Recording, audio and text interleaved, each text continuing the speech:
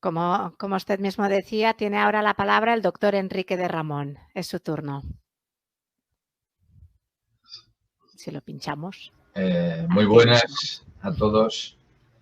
Lo primero, agradecer a la organización el haberme invitado y también agradecer que mi charla sea a continuación de la del doctor Ortego, al que saludo personalmente porque la verdad es que me lo ha puesto bastante fácil a la hora de explicar lo que yo voy a contar de manera un pelín más compleja, pero espero que no sea el caso. De momento se ve mi pantalla, imagino, correctamente. ¿Se ve? ¿Perdón? Sí que se ve. Se ve, ¿no? Perfecto. Sí, sí. Bien. ¿Qué sabemos sobre la relación entre el COVID y las enfermedades autoinmunes? Bueno, aquí tenemos a nuestro enemigo. Son los puntos amarillos estos que veis aquí. Y a nuestro defensor, estos linfocitos de los que Norberto ha estado hablando, con alguna que otra imagen que parece como de plaquetas que andan por aquí en esto. Y aquí es donde está la pelea, o aquí es donde está el dilema. Vamos a hacer una pequeña introducción sobre la infección del coronavirus en España, también sobre la infección de coronavirus en pacientes con enfermedades autoinmunes. Ya veis que este apartado no lo vamos a contar porque se ha contado ya en la charla anterior. Las fases de la infección del COV-2, la situación de coagulación, un aspecto importante, cuál es el pronóstico de los pacientes y qué enfermedades autoinmunes o autoinflamatorias se han asociado con la infección por el COV-2. Tal y como Norberto ha comentado antes, podría ser que los propios virus fueran los responsables del desarrollo de ciertas enfermedades autoinmunes. No que pacientes con enfermedades autoinmunes se infecten, sino que sea el virus el responsable. Y por último, algunas conclusiones. Bueno, esta primera imagen que tenéis es de hoy y es el número de sujetos en España que se han referido como infectados, 1,5 millones con 42.000 casi fallecidos. Como veis, en la fase inicial hubo una tasa de mortalidad o una mortalidad importante. Aquí tenéis el pico que se produjo. En este caso, esta es la mortalidad, este es el número de casos. Pero en este periodo posterior, que es el actual, la diferencia con el periodo anterior es que la tasa de mortalidad no es tan llamativa como lo fue en el anterior. Hay una diferencia entre el número de casos registrados de infección por coronavirus y la tasa de mortalidad o el número de fallecidos, más que la tasa. ¿Cuál es la frecuencia de infección por el coronavirus, el SARS-CoV-2, que es el nombre del virus, y cuál es la frecuencia de enfermedad que se denomina COVID en España, en pacientes con infecciones? Bien, en España y en el resto del mundo. Así empezó la cosa. Esto corresponde a un hospital en la ciudad de Wuhan, en el que registraron 2.326 pacientes diagnosticados de COVID, de los cuales 21, solo 21, tenían enfermedades autoinmunes. Esto suponía aproximadamente el 1% de los casos de pacientes con COVID que presentaban enfermedades autoinmunes y tenía pues las que todos conocéis. Mayoritariamente es la más frecuente, usualmente, artritis reumatoide, lupus, formas de enfermedad indiferenciada del tejido conectivo, síndrome de Sjögren, polimialgia, etc. Esta otra publicación se refiere a la prevalencia de casos hospitalizados, no de casos infectados. Ya sabemos que el hecho de no disponer de pruebas diagnósticas suficientemente, digamos, exactas o, sobre todo, no disponer de ellas simplemente hace que las referencias que tengamos sean inevitablemente sesgadas.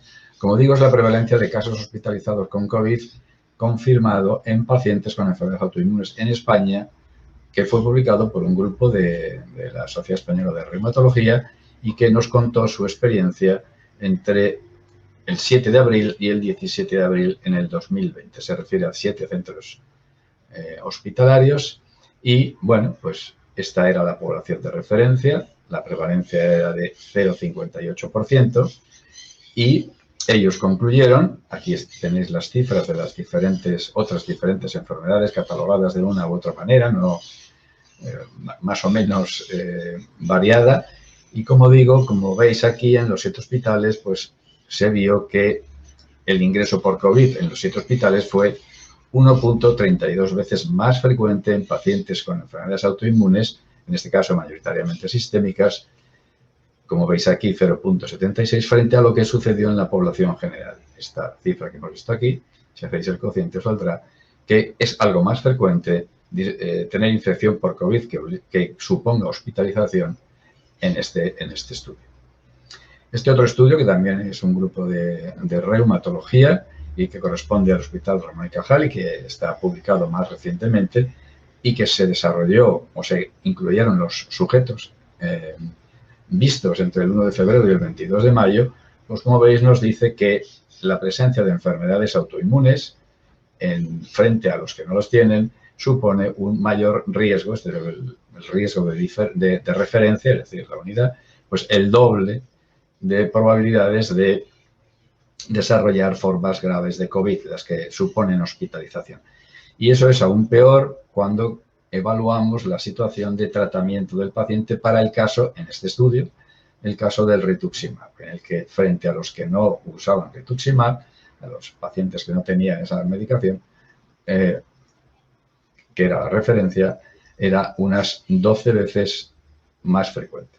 Los pacientes con enfermedades autoinmunes entonces, concluyen ellos, tuvieron mayor riesgo de ingreso hospitalario por COVID-19 grave que la población general. También,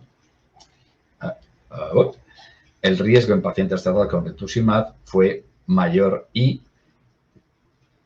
otro dato que tenéis aquí reflejado es que aquellos pacientes tratados con anti-TNF, lo que se ha visto en otros estudios, tenían menor riesgo de desarrollar la enfermedad. Vamos a ver. Aquí está. Bien, este es un estudio en el que se hace una revisión completa, una revisión sistemática de todos los estudios publicados sobre la frecuencia de COVID en pacientes con enfermedades autoinmunes. Eran 64, 65, no recuerdo muy bien, y en este estudio se concluía que la frecuencia de COVID en pacientes con enfermedades autoinmunes era de aproximadamente, esto es en proporción, en tanto por ciento sería el 1%. Acordaros de la cifra que hemos visto al principio referida de la ciudad de Wuhan. Cuando tratábamos con el diseño correspondiente, que en este caso es el caso de controles, evaluamos el riesgo mayor de los pacientes con enfermedades autoinmunes frente a la población de referencia, pues era el doble. Y en aquellos estudios en los que se utilizaban glucocorticoides, los pacientes con enfermedades autoinmunes tenían glucocorticoides, todavía era mayor la prevalencia. ¿Cuáles son las fases de la infección por el SARS-CoV? Pues aquí tenéis una gráfica que yo creo representa muy bien la situación.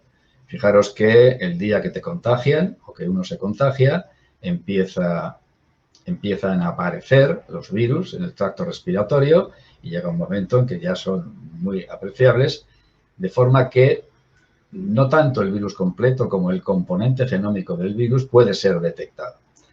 El aislamiento del virus en su integridad o completo también puede empezar a detectarse, pero termina de hacerse esa detección mucho más tarde. Por eso, en la actualidad no se recomienda hacer test de confirmación de PCR pasada la enfermedad, porque en realidad puede ser positivo, pero el sujeto no ser necesariamente infeccioso. Bien, este grupo de sujetos, los pacientes tienen 4 posibilidades de desarrollo de su proceso. Los hay que no les pasa nada, son asintomáticos y es un 30% aproximadamente. Los hay que solo tienen síntomas moderados o ligeritos y eso ya corresponde a un porcentaje muy alto. Es decir, en total el 85% prácticamente tienen casi nada de molestia. Y esto corresponde a este grupo. Y luego hay un tercer grupo que corresponde a un 15% que ya tienen o síntomas graves o síntomas críticos. La producción de esos anticuerpos que ha comentado Norberto con anterioridad se produce a partir del 7º día, quizá sea un poquito antes, y son de esos 2 isotipos, IgG e IgM. Este es el que se produce primero y este es el que se produce después. No sabemos cuánto tiempo duran por ahora, porque no ha dado tiempo a conocerlo, pero el tiempo nos lo permitirá saber. Ahora os presentaré una diapositiva sobre otro virus similar. El grupo de sujetos con síntomas graves requieren hospitalización, que suele ser, como veis, a no muchos días, y el grupo con síntomas críticos o muy graves, pues requieren ingreso en UBI, ventilación mecánica y son los que tienen más frecuencia de mortalidad. Como veis, un 50% frente al 15% que tienen los pacientes graves y al 0% que tienen los dos grupos de asintomáticos o con síntomas leves. Pero una cosa interesante es saber que todos estos problemas que, por supuesto, no vamos a entrar en el detalle de estas imágenes que aquí se presentan, son imágenes de pulmón, estas dos, y de hígado y corazón, muestran alteraciones de los tejidos del sujeto, pero prácticamente, salvo algún pequeño efecto en las células que, insisto, no vamos a detallar, lo que no demuestran es la presencia del virus. Eso nos indica que la COVID-19, que como ya ha comentado Norberto con anterioridad para otros virus, comparte con las enfermedades autoinmunes y autoinflamatorias una respuesta inmuneinflamatoria, esto es un conjunto de respuestas, incorrecta. Al final, lo que sucede es que el sistema inmune responde donde no debe hacerlo. Es lo que ha comentado Norberto. Esta respuesta inmuneinflamatoria excesiva, esto es un baile, que viene mediada básicamente por moléculas, aquí he puesto el ejemplo del interferón 1 y 3, o células, aquí pongo el ejemplo de los linfocitos T que están implicados.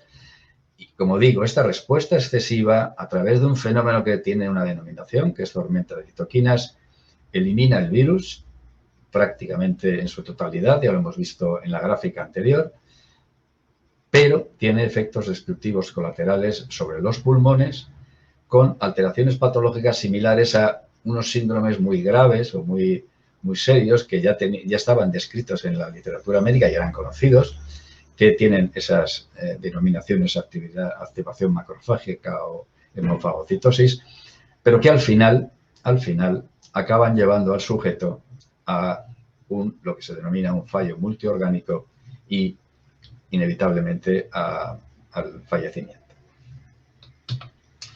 Muy rápidamente, os recuerdo lo que acaba de comentaros también Norberto, la entrada del virus y su asimilación de alguna manera o su apropiación de los tejidos de que no debería apropiarse. De forma que, como ya he comentado, pues el periodo infeccioso del sujeto es aproximadamente el segundo día de contagio y 12 días después de los síntomas. ¿Quiénes son los protagonistas de este complejo entramado de situaciones? Que, pues insisto en lo que he dicho varias veces, ya hemos visto antes que determinadas células, son las que se han mencionado, ya sean del sistema de respuesta inmune inmediata, el que no necesita haber tenido contacto con el virus con anterioridad, o del sistema de respuesta inmune, digamos, ya preparado con anterioridad, adaptado a la situación que ya ha conocido con anterioridad, son los responsables de que se produzcan las alteraciones que hemos comentado. Fijaros que hay linfocitos activos que activan y destruyen, linfocitos que controlan la respuesta de otros linfocitos, el macrófago que se ha comentado, células dendríticas que andan por aquí, células linfocitos B, todos los que y probablemente también el proceso que tiene la denominación de netosis. Todas estas moléculas también están implicadas en esa respuesta inmune que supone la que hemos denominado, fijaros aquí, todo este entramado, la mayoría están aumentadas, alguna disminuida, todo este entramado de tormenta de citoquinas. La gravedad de la COVID se asocia con un perfil de citoquinas, que son los mediadores moleculares que ya se han mencionado, aunque no igual, pero muy parecido a esa entidad que hemos comentado antes de hemofagocitosis. Esta gráfica la he puesto para que veáis cómo va descendiendo el nivel de anticuerpos en los pacientes que se sabe que van descendiendo porque se ha tenido tiempo suficiente. Aquí tenéis una gráfica en la que son 3 años de evolución, aquí también una cifra parecida, pero se refiere al predecesor del virus del SARS-CoV-2. Es el SARS-CoV que se le dio el número 1 y que es similar a otro que se llama MERS, pero que corresponde al año 2012, en este caso 2003, en el caso del SARS-CoV-1.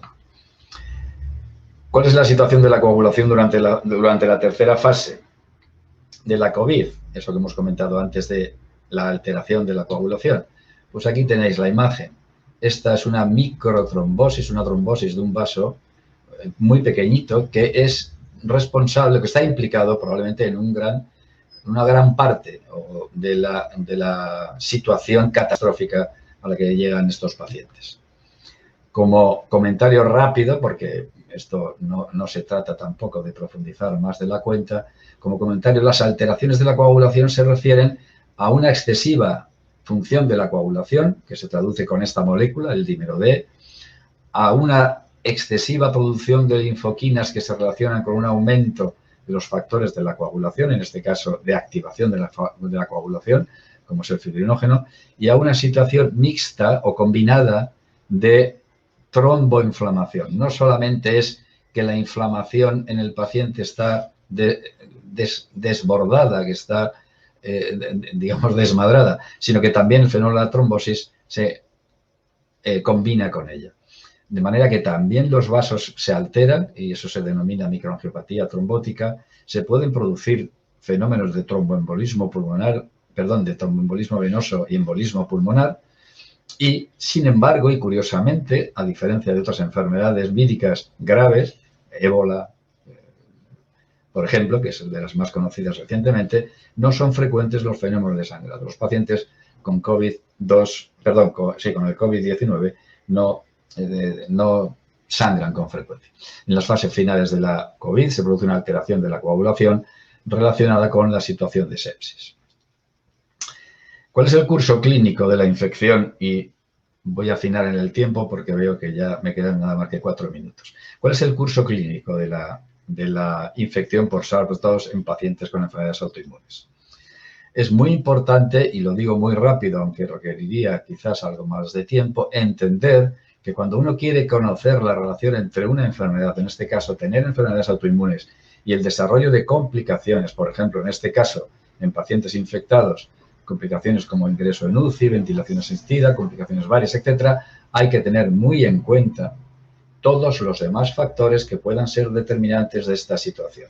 No es suficiente decir las enfermedades autoinmunes suponen mayor ingreso en UCI cuando desarrollan COVID, sino que las enfermedades autoinmunes, en función de su edad, su sexo, sus comorbilidades, podrán desarrollar más o menos. Y de hecho es, y lo digo ya muy resumido para que se entienda perfectamente, es que los pacientes con enfermedades autoinmunes, en principio, no parece que tengan más posibilidades de tener complicaciones graves derivadas del hecho de infectarse o de tener la enfermedad por el COVID-19, sino que son otras características, otras comorbilidades, en general, otras características sociodemográficas y de comorbilidades las responsables de esa situación. Y esto es muy importante tenerlo en consideración y todas las publicaciones lo hacen, por supuesto.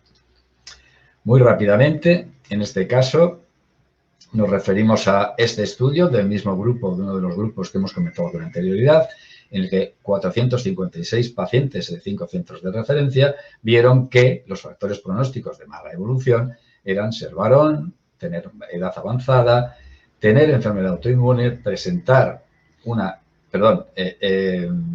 y tener enfermedad autoinmune. Estos presentaron una COVID más grave.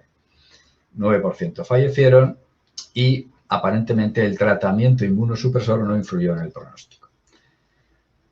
Este es un registro de pacientes mundial, de ámbito mundial, muy importante, del que he sacado algunas de las publicaciones que han hecho y en este caso pues, se refiere a esta publicación que se correspondía al periodo de 24 de marzo al 20 de abril, en el que se registran 600 pacientes de 40 países, se hospitalizaron el 46% y tuvieron una tasa de fallecimiento del 9%, similar a la que hemos visto anteriormente. En este caso, el tratamiento con prednisona previo al ingreso hospitalario significaba que el riesgo de hospitalización era aproximadamente 2 veces el de no usar prednisona. Y determinados fármacos modificadores de la actividad de la enfermedad, solos o combinados, con biológicos o con fármacos dirigidos, los antiinflamatorios no esteroideos o los antipadúlicos no se asociaron con hospitalización.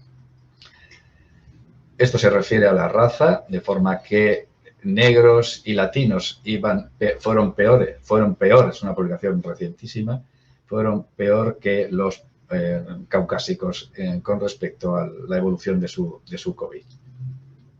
En este caso me paro un momentito porque se refiere a la evolución clínica de pacientes con enfermedades autoinmunes hospitalizados por COVID y es el registro de casos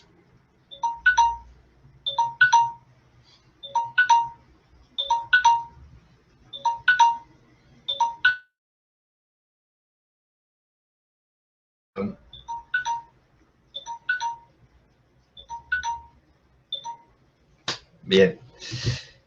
El análisis del registro semi-COVID, lamento la interrupción, el análisis del registro semi-COVID-19 permite concluir que las enfermedades autoinmunes no suponen un pronóstico en términos de mortalidad, ingreso en UCI, ventilación asistida, complicaciones graves, diferente al que tiene la población general. Algunas enfermedades autoinmunes, quizás consideradas de forma individual, podrían tener algún pronóstico diferente, pero en el conjunto no es así y las enfermedades individuales quizás no consiguen número suficiente como para poder demostrarlo. Los tratamientos inmunosupresores e inmunoreguladores previos al ingreso del paciente no tienen efectos variables. Perdón, tienen efectos variables. No hay información suficientemente clara. Rápidamente os muestro aquí lo que está en naranja supone más riesgo, lo que está en amarillo supone menos riesgo. Fijaros, la edad, el sexo, la dependencia, la depresión, la obesidad son determinantes, por ejemplo, en este caso de mortalidad. Y casi parecido o muy parecido, una variable combinada en la que se incluye mortalidad, ingreso en UCI y alguna otra cosa más. O de graves complicaciones que son también muy parecidas. Como veis aquí, que es la que nos interesa de esta gráfica, por lo que se refiere a la enfermedad autoinmune correspondiente en su conjunto, no había significación para la mortalidad, la variable combinada o las complicaciones. Este estudio lo vamos a pasar, pero viene a decir más o menos lo mismo. Hospitalización, ingreso en UCI, ventilación mecánica y mortalidad no es más frecuente en pacientes con enfermedades autoinmunes que en la población general. Esto se refiere al estudio de revisión sistemática que hemos comentado. Esta es la tasa de hospitalización, que es un 35%, y la tasa de mortalidad, que es un 6%. Con respecto a las diferencias con la población general, pues estas imágenes que veis aquí indican que no había diferencias entre los pacientes autoinmunes y la población general. Por último, enfermedades autoinmunes y autoinflamatorias que se han asociado a infección por SARS-CoV-2, pues destaco todas estas, pero en realidad, aunque veis que son muchas o muchos autoanticuerpos, en realidad solo el síndrome de Guillain-Barré y la enfermedad de Kawasaki se han descrito en un número que no deja de ser unidades, decenas de pacientes, pero desde luego no muy numerosos. Y cuando uno ve los millones de pacientes, que cada día es 1 millón más que el día anterior de pacientes que se infectan en el mundo, pues la verdad es que no parece una cifra excesivamente grande. Parece una cifra pequeña, en mi opinión. Muy rápidamente, porque ya no nos da tiempo, el comentario que quería haceros de todas estas conclusiones, que no voy a repetir, pero que tenéis aquí representadas y podéis ver con detalle posteriormente, quería comentaros estos 2 puntos finales que son los que quiero destacar. Los controles ya los anteriores ya los hemos comentado. Es importante participar en las encuestas de pacientes para mejorar nuestro conocimiento de la situación y el futuro. La vacuna frente al SARS-CoV-2 deberá y casi seguro tendrá la misma eficacia y seguridad para los pacientes con enfermedades autoinmunes que para la población general. En resumen, ¿llega la solución? Parece que sí. Y aquí he puesto una serie de noticias que son prácticamente de ayer, antes de ayer, del día anterior, de cuando subía la bolsa, vamos, indicando que tenemos ya prácticamente a las puertas la posibilidad de resolver el problema mediante la utilización de las vacunas que van a ser, por supuesto, disponibles para todo el mundo. Con esto he terminado y reitero mi agradecimiento a la organización por invitarme y a vosotros por dejarme pasarme del tiempo un poquito.